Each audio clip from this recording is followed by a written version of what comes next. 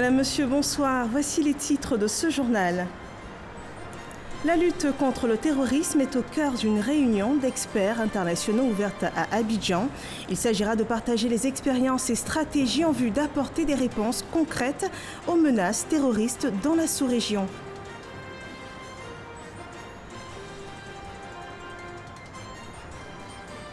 La police nationale accueille dans ses rangs 1271 officiers et sous-officiers de la 41e promotion. Ils ont été jugés aptes à exercer après respectivement 12 mois et 18 mois de formation théorique et pratique. Et dans quelques mois, il sera possible à un porteur de projet de créer son entreprise en ligne sans se déplacer au Centre de promotion des investissements en Côte d'Ivoire, le CPC. Le secrétaire d'État auprès du Premier ministre chargé de la promotion de l'investissement privé a donné l'information. Bienvenue dans ce journal. Célébration du Maolid. La communauté musulmane de Côte d'Ivoire célèbre la nuit du Maolid de ce 19 novembre. Une nuit qui commémore la naissance du prophète de l'islam. La célébration officielle a lieu à la grande mosquée de la Riviera Golfe, dans les régions du Kabadougou et du Folon. Cette célébration du Maolid est une occasion de retrouvailles et de retour aux sources, à la recherche de bénédictions de la part des érudits du Coran et davantage de grâce divine. Des milliers de croyants font le déplacement vers ces deux régions réputées pour leur grande implication dans l'expansion de l'islam. Une des étapes prisées est celle du pèlerinage de Kélinjan dans le département de Samatigila. Un symposium national international sur la sécurité sous-régionale s'est ouvert ce lundi à Abidjan. Le but de cette rencontre est de permettre aux experts des pays ouest-africains de partager expériences et stratégies pour des actions concrètes pour lutter contre la menace terroriste dans la sous-région. Olivier Iriebi et Abou Sanogo. 36 pays et 3 organisations internationales réunies à Abidjan partagent leurs expériences et stratégies en matière de lutte contre le terrorisme. Objectif, peaufiner l'apport de l'ensemble des pays engagés dans la lutte contre le terrorisme dans la sous-région ouest-africaine, et ce en vue de rendre efficace l'action collective. Elle vient également renforcer les capacités de la Côte d'Ivoire à travers l'Académie internationale de lutte contre le terrorisme de Jacquesville à faire face aux menaces terroristes dans la sous-région. Cet échange va grandement contribuer au rapprochement indispensable entre tous les acteurs de la chaîne. Aussi à une meilleure coopération régionale, à de meilleurs savoir-faire techniques, y compris sur le plan opérationnel, à la mise en place de cadres juridiques perfectionnés. Pour le ministre d'État, ministre de la Défense Abel Bakayoko, ce symposium international sur le terrorisme est la preuve concrète de l'engagement de la Côte d'Ivoire et des pays qui l'accompagnent à assurer la sécurité des populations.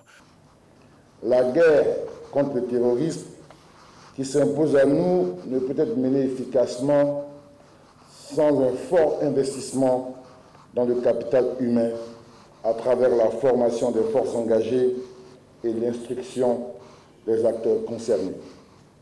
La création de l'Académie internationale de lutte contre le terrorisme ici en Côte d'Ivoire entend répondre à ce besoin de renforcement des capacités et l'AILCT est la matérialisation de l'engagement de tous les États qui voudront prendre part à ce projet. Au menu de cette rencontre, qui a lieu autour du thème « Lutter contre le terrorisme aujourd'hui », réflexion, coordination et action sont prévus 4 panels et 12 communications. Ce programme permettra à plus de 200 experts d'exposer sur la pratique du terrorisme afin d'y apporter des solutions adéquates. Sécurité en Côte d'Ivoire, 1271 nouveaux officiers et sous-officiers ont rejoint les rangs de la police nationale. Après respectivement 12 et 18 mois de formation, cette 41e promotion de la police nationale a été exhortée à la loyauté. Abou Sanogo.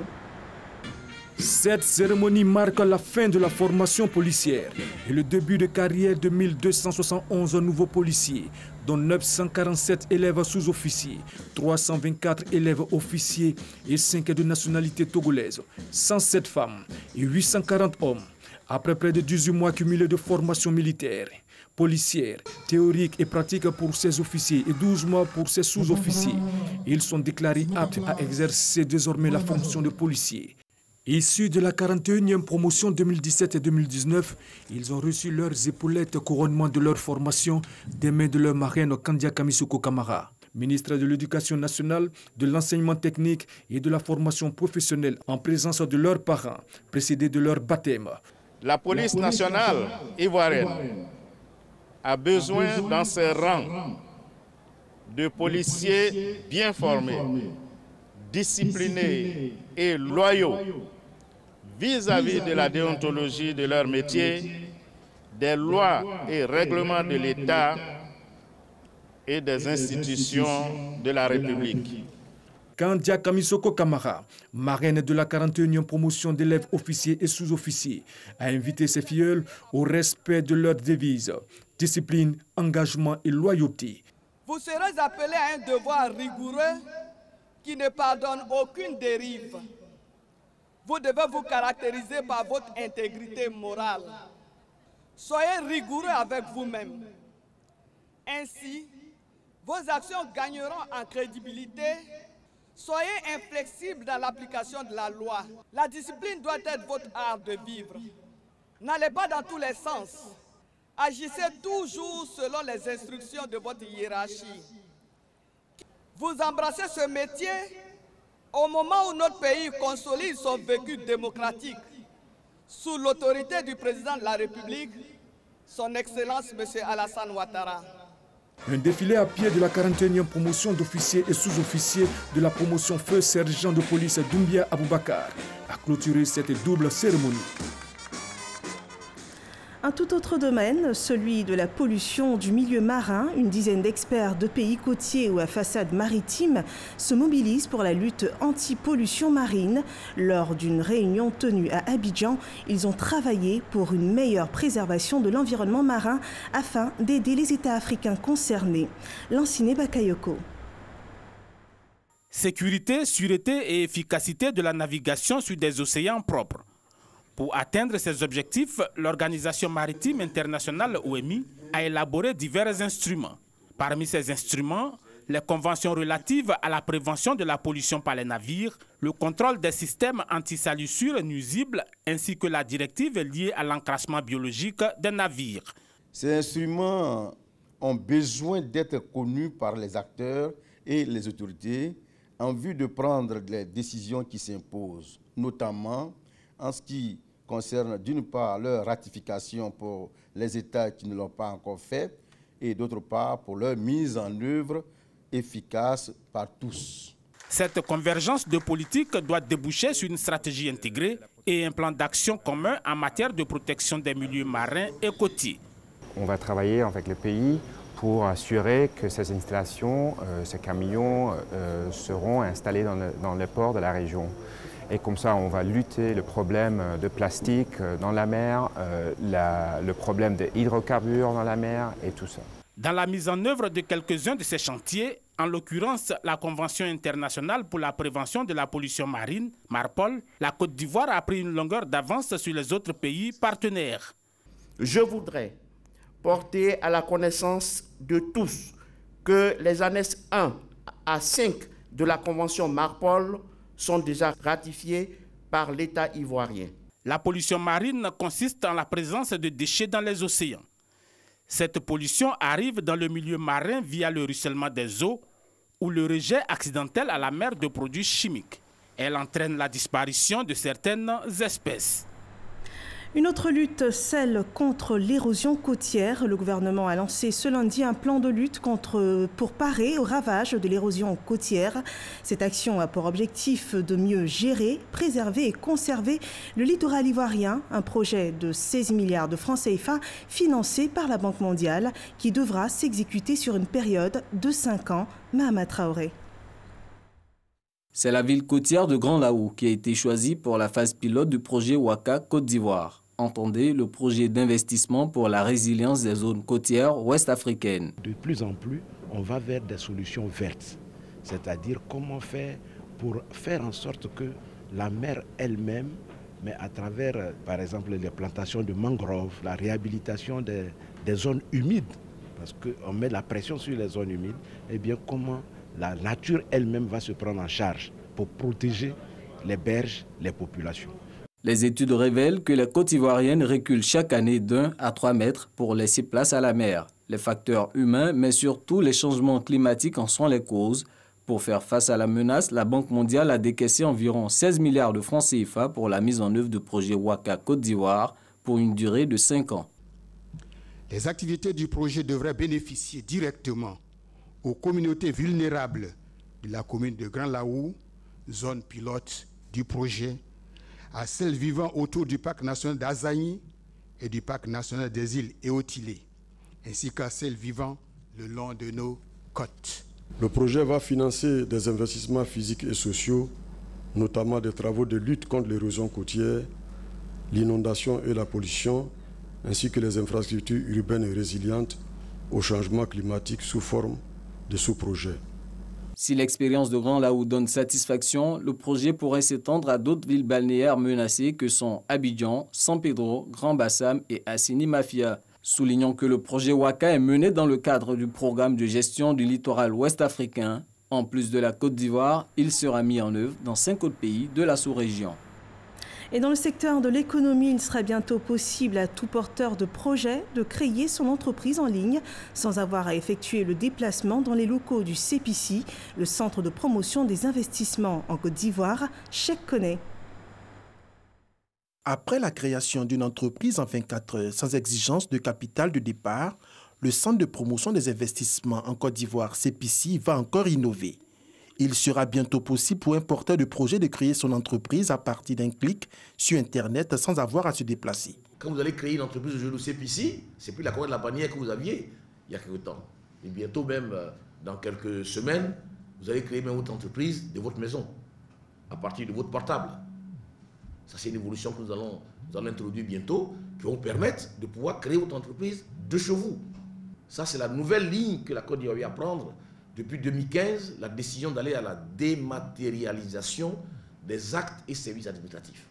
L'importance de cette innovation est d'amplifier la culture entrepreneuriale et accroître l'investissement privé qui connaît une embellie ces 6 dernières années en Côte d'Ivoire. Il est passé de 12% à 22%. L'investissement privé est un élément important et c'est pour cela que le président de la République dit que faisons du secteur privé le pilier de notre croissance économique. Et une fois que le secteur privé sera en possession de l'activité économique, mais nous allons le traduire forcément en création d'emplois. S'agissant des investissements directs étrangers, IDE, selon le rapport de la Conférence des Nations Unies pour le commerce et le développement économique, CNUSED, la Côte d'Ivoire a attiré 650 millions de dollars, soit 325 milliards de francs CFA d'IDE en 2017 contre 75 milliards de francs CFA en 2010. Pour maintenir ce cap, la stabilité politique est la première condition, a expliqué le secrétaire d'État auprès du Premier ministre chargé de la promotion de l'investissement privé. S'il n'y a pas de stabilité, s'il n'y a pas de clairvoyance, s'il n'y a pas de clarté, s'il n'y a pas de transparence, s'il n'y a pas de simplification, il ne pourra pas investir. Et si CESMEL a par ailleurs annoncé la mise en place d'une politique de l'investissement privé en Côte d'Ivoire. Pour les journalistes venus nombreux à cette rencontre d'échange, cet exercice permet de promouvoir l'accès à la vraie information. Nous avons beaucoup appris. Il revient maintenant à nous, les journalistes, de pouvoir porter la vraie information. Pour dire qu'aujourd'hui, on n'a pas besoin de beaucoup de moyens pour créer une entreprise. Et il y a des facilités qui sont accordées aux journalistes, même aux journalistes qui peuvent créer des entreprises, mais aux Ivoiriens, même aux étrangers. Le Press Club est la tribune par excellence de l'Union nationale des journalistes de Côte d'Ivoire. Elle offre l'opportunité aux dirigeants du secteur public et privé d'aborder des thématiques de tout genre. Dans le cadre de la sécurité alimentaire, la Côte d'Ivoire accueille la réunion régionale de concertation technique pour la validation des bilans céréaliers et alimentaires de l'année 2017 des 15 pays de la CEDEAO, avec en plus la Mauritanie et le Tchad. Les experts des pays membres du Comité international et inter-État de lutte contre la sécheresse au Sahel analyseront les résultats présentés par chaque pays concernant la production de céréales, la campagne précédente, faire des prévisions pour la période période 2018-2019 et soumettre les résultats des travaux aux gouvernants, des données qui permettront d'élaborer des stratégies pour mobiliser des ressources auprès de partenaires internationaux pour des pays touchés par la faim. Et puis, la campagne principale de commercialisation Est est ouverte depuis le 1er octobre. La campagne de commercialisation du cacao, le prix de cette campagne est de 750 francs, donc une hausse de 50 francs CFA. Le constat de Davis Oyo et Herman Guivet. Chants, cris, des producteurs d'une plantation de cacao travaillent dans une ambiance bon enfant. Cette bonne humeur n'est pas étrangère à l'ouverture de la campagne Café Cacao 2018-2019 avec une hausse du prix de 50 francs CFA. Dans l'ouest forestier, précisément dans la localité de Meyagui, la hausse du prix, contrairement à la campagne précédente, sonne comme un soulagement pour ces agriculteurs. Par rapport à l'année passée, il était à 700. Et Dieu merci, cette année, le prix est passé à 750. Peut-être d'ici l'année prochaine, le prix va arriver au moins à 800 ou 850. Le prix du cacao, ils ont dit à 750, c'est bon. Ça nous arrange. Ces prix, en deçà de ce qu'espérait une partie des producteurs dans les zones de production de leurs brins, sont moyennement appréciés. Aboubacar, cet agriculteur du campement de Sokra, fait partie des producteurs qui s'attendaient à plus pour cette campagne 2018-2019. 750, en tout cas c'est bon, mais avec les enfants scolarisés et autres, là, bon, en tout cas on voit que les dépenses est trop chez nous les planteurs. Alors à la fin de compte, on voit que 750 là, ce qui nous reste, c'est un peu faible. Alors, si ça a dépassé ça, là, vraiment, ça nous plaisait beaucoup. Si le camion doit faire 1 heure du temps, ça doit faire au moins 3 heures, 4 heures avant de sortir. Or, le prix du cacao n'est pas tellement ça. C'est nos carburants qui s'en vont. J'avais préféré au moins 850 et puis la petite campagne 800. Mais actuellement, le prix c'est 750. Qu'est-ce que nous allons espérer à la petite campagne? La petite campagne, peut-être, ça peut être soit à 700 ou bien maintenir le prix. Avec la cherté de la vie, bon. Dans la chaîne de production et de commercialisation, il existe les coopératives. Elles ont pour rôle d'assister les planteurs dans la production et dans la vente et surtout au respect du prix fixé. Le Conseil Café Cacao a donné un prix, il faut le respecter. Alors en fonction de ce prix aussi, Borchamp, nous exhortons nos délégués qui eux aussi appliquent le même prix 750 Borchamp. Nous entretenons de vraies relations avec nos producteurs, entre eux et nous, il n'y a pas de problème. Dans cette localité de la région de l'Anawa, d'une coopérative à une autre, le discours est le même. Aujourd'hui, il faut que nous fassions du cacao durable. Le cacao durable voudrait dire qu'il y a un certain comportement que nous devons adopter pour, n'est-ce pas, avoir du cacao durable, pour que nous, nos exportateurs, nos partenaires, puissent avoir du cacao de qualité et chacun de nous puisse bénéficier des retombées de ce qu'on appelle le cacao de qualité avec tous ces labels de certification. Malgré les avis divergents des producteurs sur le prix de la campagne 2018-2019, ils ont décidé de travailler main dans la main avec les coopératives pour la bonne conduite de la grande campagne Café Cacao 2018-2019 en cours.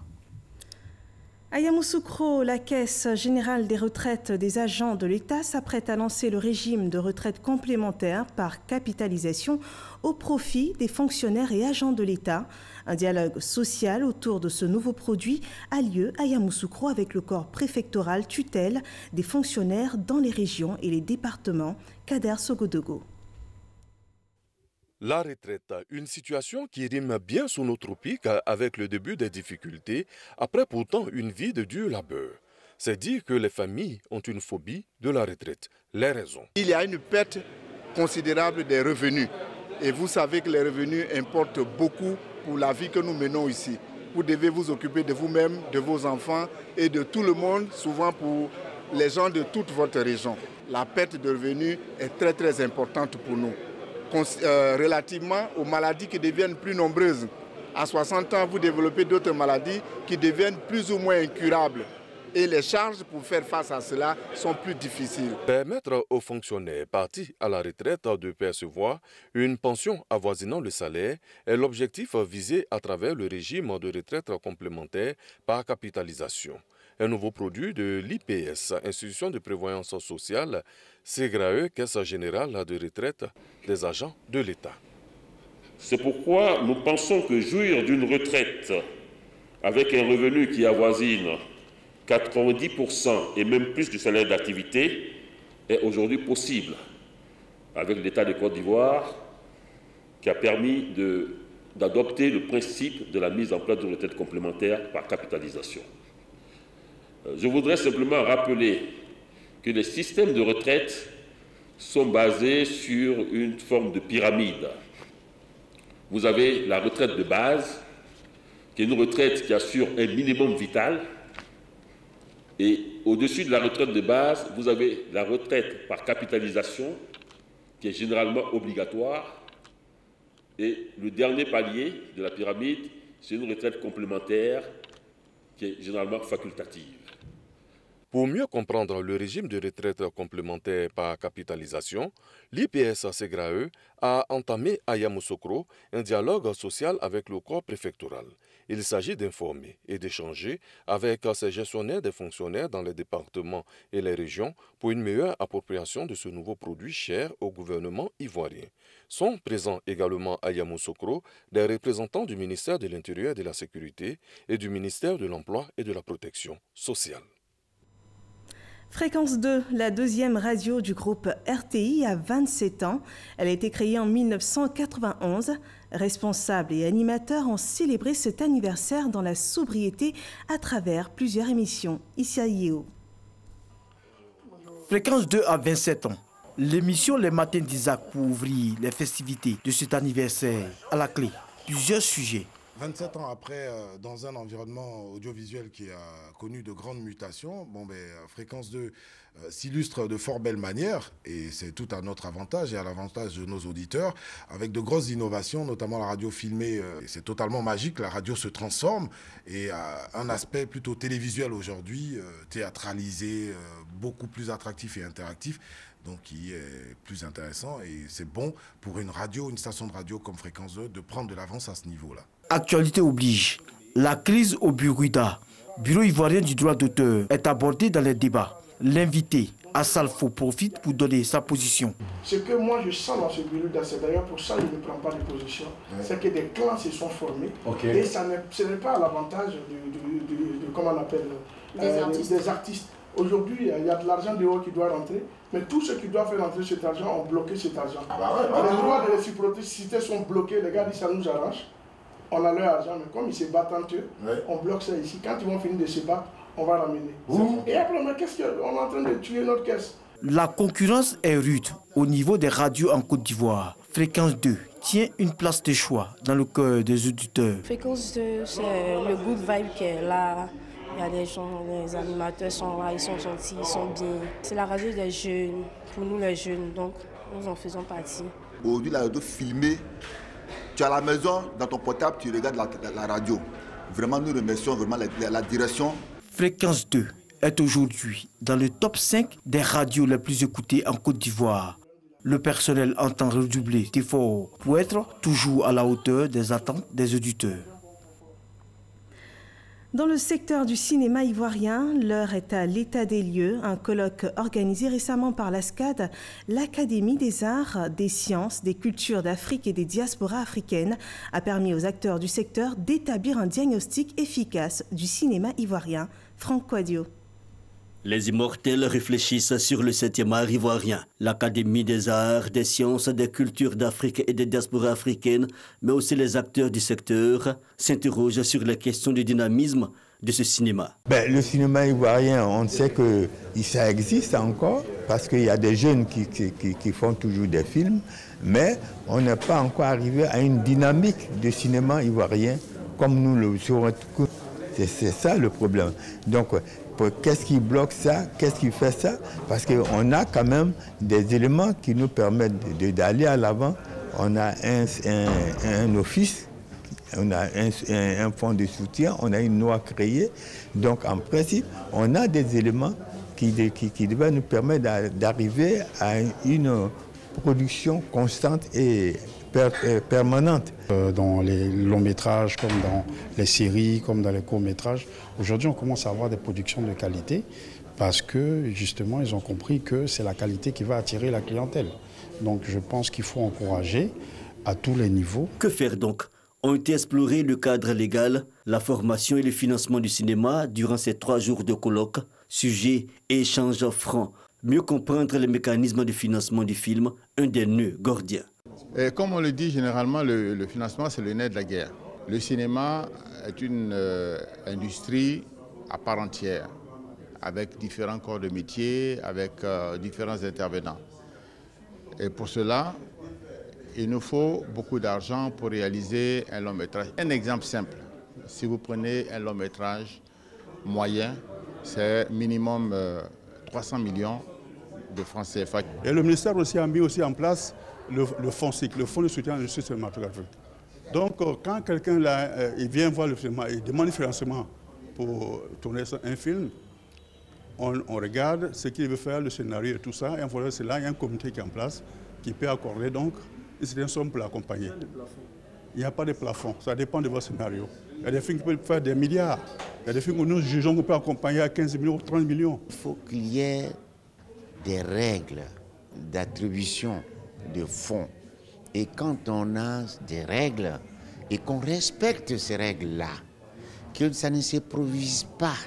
Si vous mettez 1 milliard aujourd'hui pour la production de cinéma en Côte d'Ivoire et que les règles qui régissent pour distribuer ce fonds-là n'existent pas, c'est ouvert à n'importe qui. Le cinéma ivoirien en quête de vitalité, quelques recettes proposées. Nous n'avons pas tout le personnel qualifié qu'il faut pour certaines choses. Et donc l'esthétique est souvent négligée, c'est trop réaliste, c'est trop de premier plan, c'est pas assez créatif, il y a beaucoup de choses à voir. Mais ça, c'est en initiant des rencontres, de réflexions communes, d'échanges et d'expérimentations partagées qu'on arrive à ces éléments-là. Et c'est pour ça que l'ASCAD a souhaité lancer déjà ses premières idées. Ce colloque de l'ASCAD, une initiative à renforcer, il avait pour but de favoriser un cadre dynamique de concertation entre acteurs du 7e art ivoirien. À Deloitte, la Cour d'appel a effectué sa rentrée judiciaire de l'année 2018-2019, une audience solennelle pour faire le bilan de l'année écoulée et procéder à l'installation des magistrats nouvellement nommés ou affectés. Dans l'actualité internationale, ce lundi 19 novembre a été rythmé par le mouvement de protestation des Gilets jaunes en France, l'appel au respect de l'ordre constitutionnel au Gabon par l'Union africaine et la reprise du procès à La Haye de Charles Blé Goudé, Soro Wanjantele, Herman Guivet.